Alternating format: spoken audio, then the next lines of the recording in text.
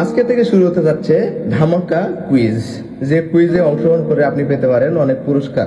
তো আজকে থেকে 15 দিন আমি প্রতিদিন একটি করে সুর বাজিয়ে আমার আইডিতে ছাড়বো।